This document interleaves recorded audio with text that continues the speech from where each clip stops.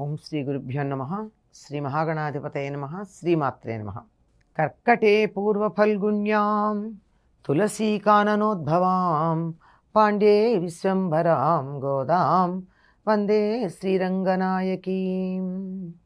నీళాతుంగస్తనగిరితటీ సుప్తముద్బోధ్య కృష్ణం పారార్జ్యం స్వం శృతిశతశిరసిద్ధమధ్యాపయంతి స్వోచ్ఛిష్టాయాం స్రజినిగళితం యావలాత్కృత్య భుంక్తే గోదా తస్యై నమైదమిదం భూయ ఏవాస్తు భూయః.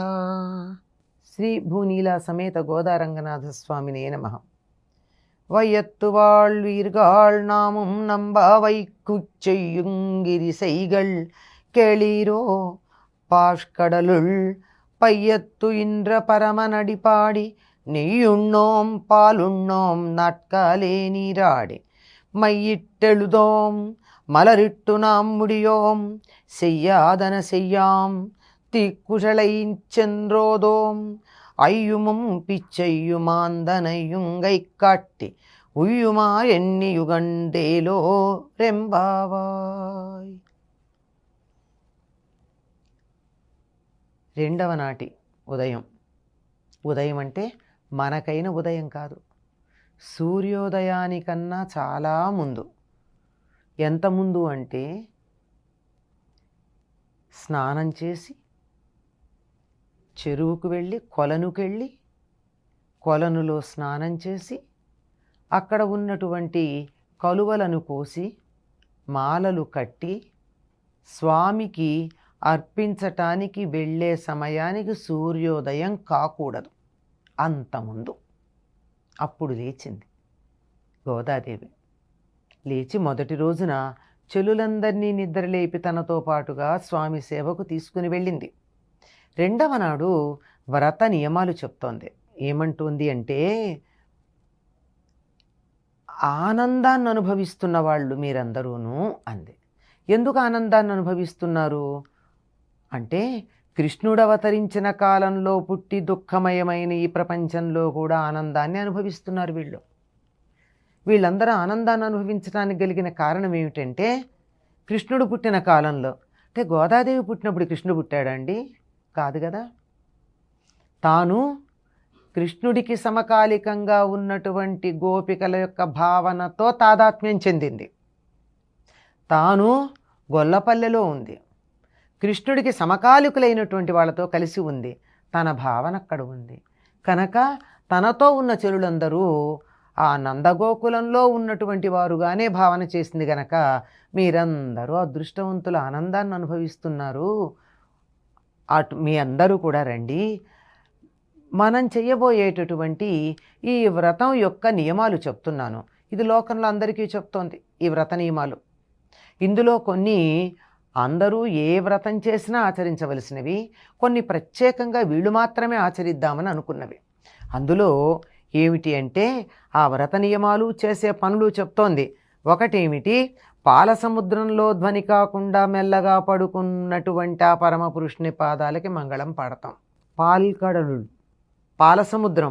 ఎందుకో అనేక మార్లు గోదాదేవి ఆ పాలసముద్రంలో ఉన్నటువంటి నారాయణుణ్ణే ఆరాధిస్తున్నట్టుగా మనకి సందర్భాలు కనపడతాయి. ఆ పాలకడలిపై పవలించిన స్వామి యొక్క మూర్తి మిగిలినటువంటి మూర్తుల కన్నా కొంచెం అధికంగా ఇష్టం అనిపిస్తుంది. అక్కడ ఉన్నటువంటి ఆయన పాద పద్మాలకి మేము మంగళం పాడతాం. ఎలా పాడతాం? ధ్వని చెయ్యకుండా. ఎందుకంటే నిద్రపోతున్నటువంటి వాళ్ళ దగ్గర మంచి సంగీతం పెట్టినా మెత్తగా ఉండాలి, కానీ కొద్దిగా అందులో గట్టిగా అరుపుల్లాంటివి ఉన్నా మెలకు వచ్చేస్తుంది కదా. మేము మంగళం పాడేది కూడా ధ్వని చెయ్యకుండా, ఇబ్బంది కలగకుండా పాడతాం. ఆయన పరమపురుషుని పాదాలకి మంగళం పాడతాం. ఆయనేమో అసలు ధ్వని లేకుండా పడుకున్నాడు, కాలు ఇటు అటు కదపట్లేదు, శబ్దం కూడా రానియటలేదు. ఈ వ్రత సమయంలో మేము చేసేది ఏమిటంటే, నెయ్యుಣ್ಣోం పాలుಣ್ಣోం. నెయ్యి తినం, పాలు తాగం. ఏమిటిది? గొల్లపల్లెలో ఉన్నటువంటి గోవులన్నీ కృష్ణుడికి చెందినవైతే ఆ గోవుల యొక్క పాలు తాము తీసుకుంటే కృష్ణుడు సొమ్ము తీసేసుకునే వాళ్ళు అవుతారట. అందుకని నెయ్యి తినరట, పాలు తాగరట. తెల్లవారుజామునే లేచి స్నానం చేస్తాం, ఇదొకటి. కంటికి కాటుక పెట్టుకోం, కొప్పులో పూలు పెట్టుకోం. కాటిక పెట్టుకోవడం ఎందుకు మానేస్తారు? అలంకరణ చేసుకోవటం లేదు. జీవితం మీద విరక్తి కలిగిన వాళ్ళు అలంకారాలు చేసుకోరు. అంతేకాదు, కాటుక పెట్టుకున్నట్టయితే సన్నని కర్బనపు పొర కంటి పైన వ్యాపించి ఉంటుంది. చూడండి, కాటుక పెట్టుకున్నట్టయితే కంటి కొసల్లోకి ఆ కాటుకంతా పుసి రూపంలో చేరుతుంది. అంటే కంటిని శుభ్రం చేస్తుంది. అమ్మో, అసలే నల్లగా ఉంటాడు, ఆ నల్లని వాడిని చూసేటప్పుడు ఈ నల్లని పొర కాటుక పెట్టుకుంటే కనపడతాడా? ఆయన కృష్ణుని చూసేటప్పుడు మా కళ్ళకి పొర అడ్డు దేనికి అని కాటుక పెట్టుకోరట. కాటుక పెట్టుకోవడమే కాదు, పూలు కూడా పెట్టుకోరట. బృందావనంలో ఉన్నటువంటి పువ్వులన్నీ కృష్ణుడికి చెందినవి, ఆయన సొత్తు. ఆయన దగ్గర నుంచి మేమెట్లా తీసుకుంటాం? ఆయన తీసుకోమని మాకు అనుమతిస్తే మీరు పర్వాలేదు ఈ పూలు ధరించండి అంటే ప్రసాదంగా నిర్మాల్యంగా ఇస్తే తీసుకుంటాం తప్ప మా అంతట మేము ఆ పూలని ధరించం. ఇవి చెయ్యమని చెప్పినటువంటి పనులు. పాలు తాగం, నెయ్యి తినం, కాటుక పెట్టుకోం, తర్వాత పూలు పెట్టుకోం. ఇంతేనా? ఇంకా కొన్ని పనులు చెయ్యట. ఏమంటే పెద్దలు ఆచరింపని పనులను ఆచరించం. అంటే పూర్వులు ఎలా ఆచరించారో అట్లాగే చేస్తాం, కానీ కొత్త కొత్త పనులు మేమేం పెట్టుకోం. కొత్తగా ఏదైనా మొదలు పెడితే ఇది పూర్వులు చేశారా లేదని కనుక్కుని సంప్రదాయంగా వస్తున్న పద్ధతినే పాటిస్తాం తప్ప కొత్తదనం ఏదో ఉందని కొత్తక వింత అని దాని వెంట వెళ్ళం మేము. ఇది 5వ నియమం. ఆ తరువాత ఇతరులకి బాధ కలిగించే పనులు ఏవీ చెయ్యం. అంతేకాదు, బాధ కలిగించే మాటలు కూడా మాట్లాడం. పెద్దలు ఆచరింపని పనులు మేం చెయ్యం. వాళ్ళు చేసినవి చేస్తాం, ఇంతవరకు సరిపోయిందనుకుంటారు, కానీ వాళ్ళు చేసినవి చేస్తాంతో పాటు వాళ్ళు చెయ్యనివి మేం చెయ్యం. కొత్తగా మేము ఈ పద్ధతి మొదలుపెట్టామండి అనరట. సంప్రదాయం తెలిసిన వాళ్ళు ఎప్పుడూ కూడా కొత్తదనంలో తమకున్న పాత దాంట్లో కొద్దిగా మార్పేమైనా చేస్తారేమో తప్ప పూర్తిగా కొత్తదాన్ని ఏమీ మొదలుపెట్టరు. అందుకే బుద్ధుడు తథాగతుడు అన్నాడు. ఆ రాముడు కూడా నడిచి వెళ్ళేటప్పుడు ఇది ఋషులు ఆయనకి ఇది ఋషులు వెళ్ళిన మార్గం అని చెప్పిన వాటినే వెళ్ళాడు. అంటే పెద్దలు వెళ్ళిన దారిలో పెడతాం, బాగానే ఉంది. వాళ్ళు వెళ్ళని దారిలో వెళ్ళాం, వాళ్ళు చెయ్యని పనులు మేము చెయ్యం.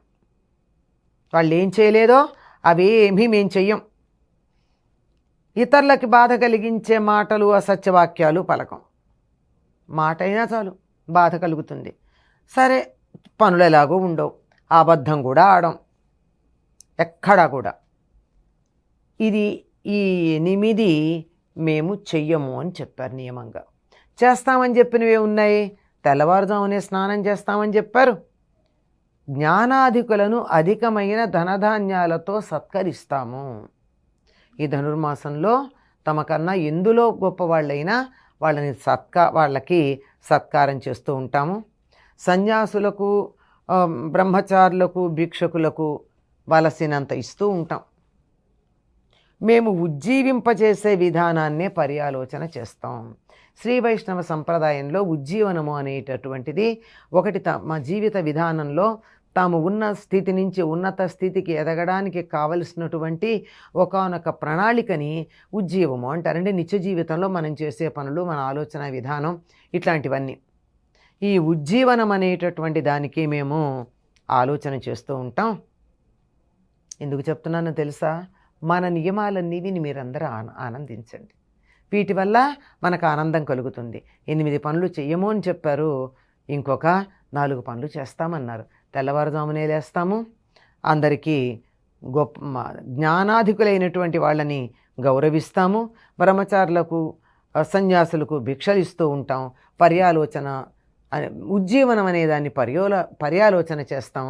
ఇదమ్మా మనం పాటించేటటువంటి నియమాలు ఈ వ్రతంలో.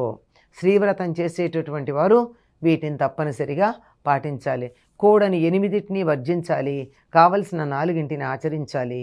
గోదాదేవి చెప్తూ ఉంది. ఇందులో పాలు, పెరుగు తినమని, కళ్ళకి కాటికి పెట్టుకోమని, తల్లో పూలు పెట్టుకోమని చెప్పినటువంటివి ప్రత్యేకంగా ఈ వ్రతానికి సంబంధించినవైతే గోదాదేవి చేసింది. మిగిలిన నియమాలన్నీ ఏ వ్రతం చేసినా తప్పనిసరిగా పాటించాలండి. మనం ఎన్నో వ్రతాలు చేసాం, పూజలు చేసాం, ఫలితం రాలేదు అంటే ఈ వ్రత నియమాలు మనం పాటించకపోవడం వల్ల. వ్రతం చేస్తూ అబద్ధమాడినా, ఇతరులను బాధించినా, కొట్టినా, తిట్టినా ఆ వ్రతం ఫలించదు. కనుక వ్రత నియమాలు పాటిస్తూ వ్రతాన్ని మేము సత్ఫలితాలు ఇచ్చేదాన్నిగా చేసుకుంటాము అని చెప్పి చెల్లులందరితోనూ గోదాదేవి తన వ్రత నియమాల గురించి చక్కగా చెప్తూ ఉన్నది. ఆ నియమాలు కొన్ని మనం అనుసరించే ఉన్నాయి, వాటిని అనుసరించగలిగితే చాలా బాగుంటుంది. స్వోచ్ఛిష్టమాలికా బంధగంధబంధురజిష్ణవే విష్ణుచిత్తతనూజాయై గోదాయై నిత్యమంగళం. స్వస్తి.